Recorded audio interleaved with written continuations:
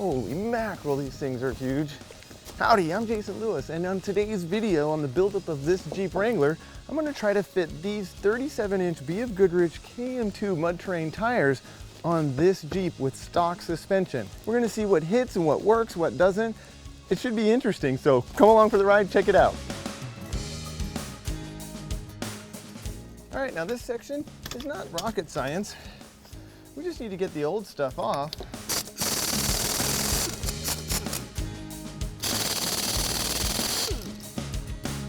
Buzz these off of here. Let's keep going. Let's get this old, tiny little pieces of rubber off of here and make way for the big stuff. Man, am I lucky that I just finished a big road trip for work and have my work truck here. Whew. To load this stuff up. Oh my God, these things are pretty big. Awesome. They're heavy. So I went to go load these things up to get to the tire store, and I thought, let's be somewhat scientific about this foolishness. So I wanted to weigh them and let's see what the difference between the weight is between the stock tires and the 37s. Now I didn't have a scale of my own, so I went and borrowed the wife's fancy scale. She hasn't watched my YouTube videos in a while, so I think I'll get away with this one. Hopefully. Anyway, so let's see what this tire weighs. Try not to break the scale. 71.8 pounds. Now I'll write that down right here to keep note of that. Stock tire. Oh my goodness. Woo!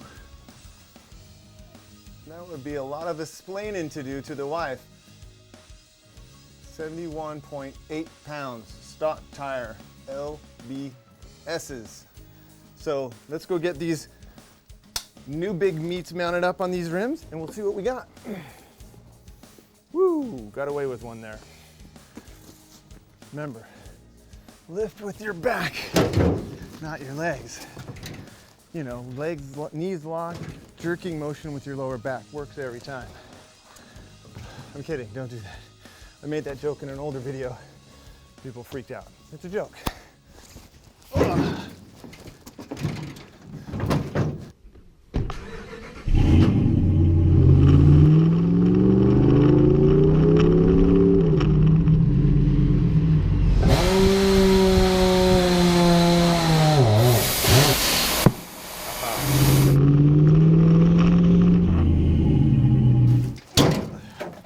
All right, back with freshly mounted up rubber. Oh my gosh, these are humongous.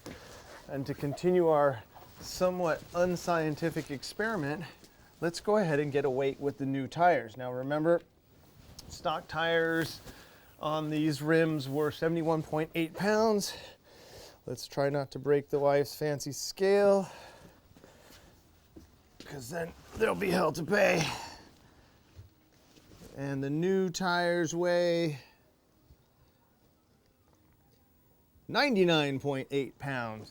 That's a difference of 28 pounds more per tire for these things. So that's a substantial unsprung weight out at each end of the vehicle. So, but you know, being awesome obviously weighs more than being small and stock. So I'm gonna clean up the wife's scale and get this back where it belongs before I get into any trouble. We'll get these on the car.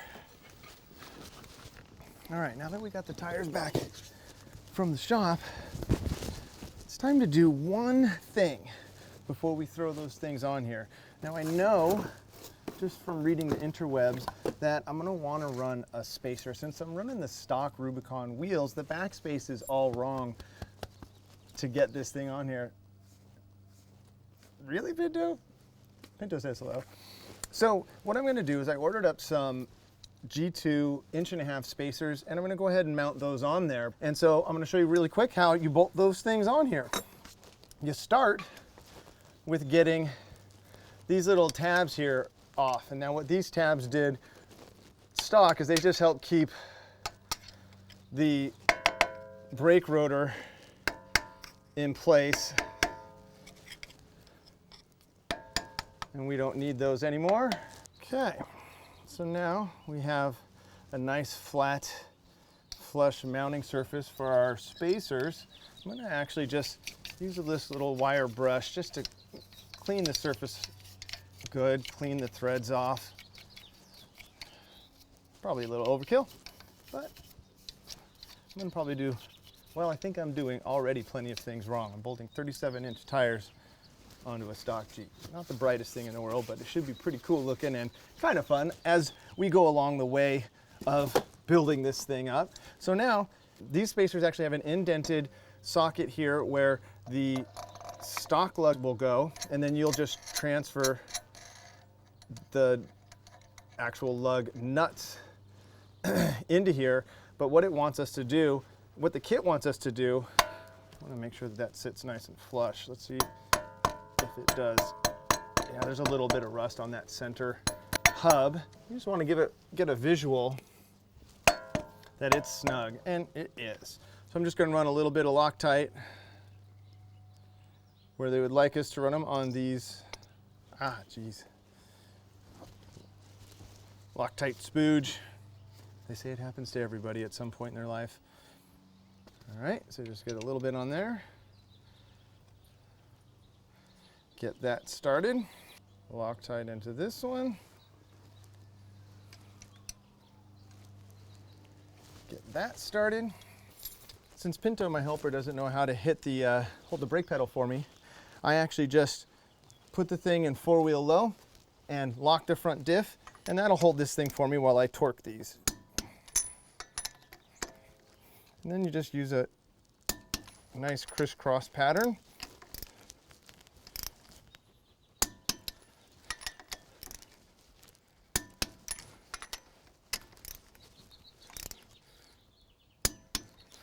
And that'll do it. Spacer is installed. We'll do that times 1, 2, 3 more, and then we'll be ready to actually throw some rims and tires on this thing. Okay, and now for the moment of truth. Oh. Now remember, these things are now, instead of 78 pounds, they're 100 pounds. And this is a little trick I learned from watching Fred and some of the off-road guys. You use your boots as kind of a lifting point. Use your boots to hold it. And that is a 37-inch tire on this Jeep. That's at least one 37-inch tire. Get these buzzed down.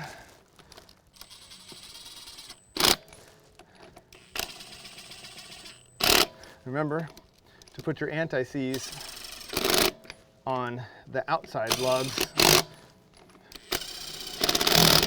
I'll get it set on the ground. I just want to kind of see what this looks like. Well, we have full lock at ride heights because it's sitting on jack stands on the suspension here. And then we have a rub already. Yeah, it's rubbing on the rear frame rail back there. I mean, it's close. And that's what those spacers help do, is just alleviate some of that stuff. Now, eventually, yes, I'm gonna put a lift kit on this, but the point of this exercise is to start the build on the thing that I'm, kind of the most passionate about. I wanted these BFG 37-inch tires on here. These are the cornerstone tire in the off-road industry, so I just wanted them. So we're starting here, and then now we'll build the Jeep up from here. I know it's odd, but I'm odd, so it fits perfectly. There you go. Let's get to the back. All right.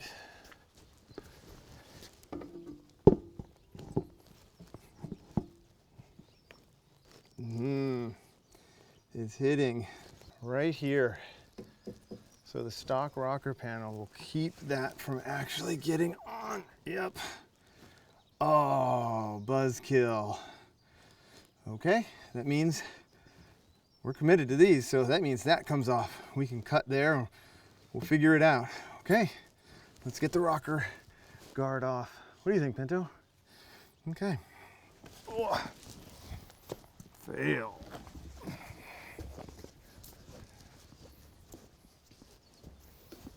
So I buzzed the bolts holding the rocker guard off and put it aside. Okay, so after taking the rocker rail protector off, I got the tire back on and it does clear.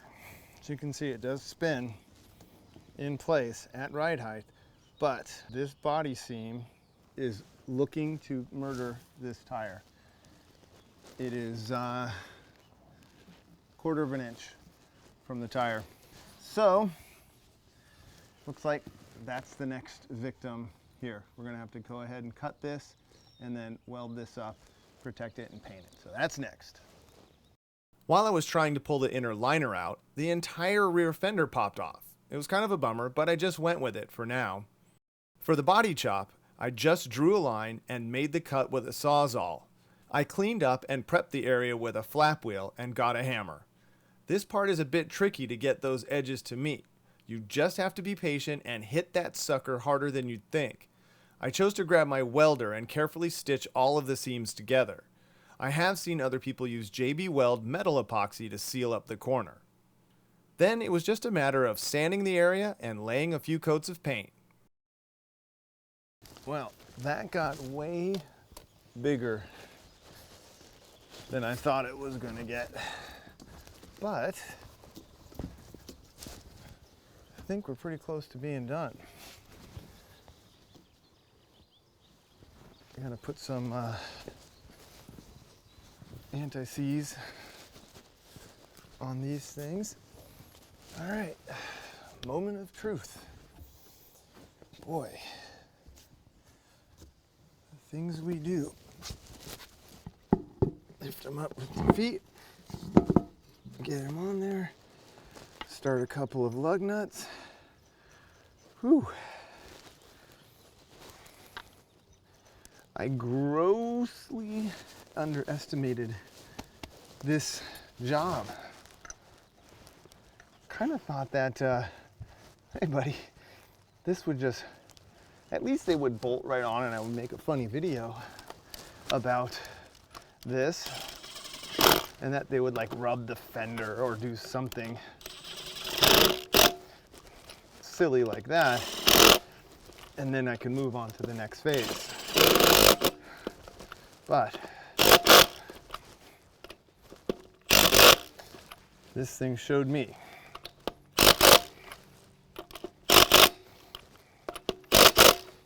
All right, I'll get the other side on, then we'll drop this thing down and see what it does. But let's check out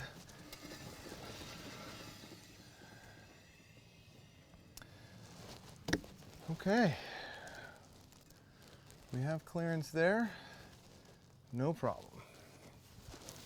All right, other side. Oh gosh, I can't even believe I waited this long to tell you why I went white letters out. Now I know the rules and I know that you're supposed to be over 50 before you actually choose to do white letters out on your vehicle, but I kind of feel like my grandpa did when he would always put the white letters out. He'd be, I paid a fortune for those tires. Darn right I'm gonna put them letters out and let people know what I got on there. Well, there you go. I guess I'm older than I appear. I think it's gonna be cool, and I am proud to have these things on here. Whew. Getting close, home stretch.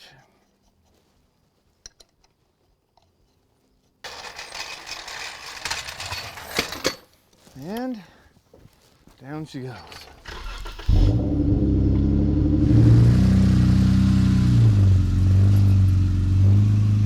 And there it is in all its big tire glory.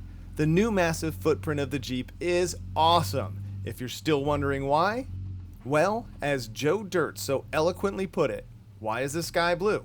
Why are boobs good? I don't know. It did get late, so no off-roading for me tonight, but I thought I'd go for the next best thing. Beer run.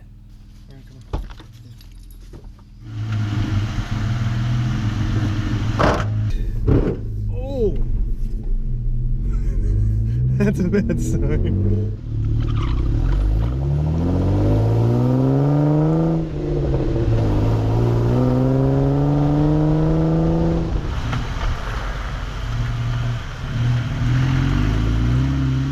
So check back in soon for more videos on the buildup of this Jeep.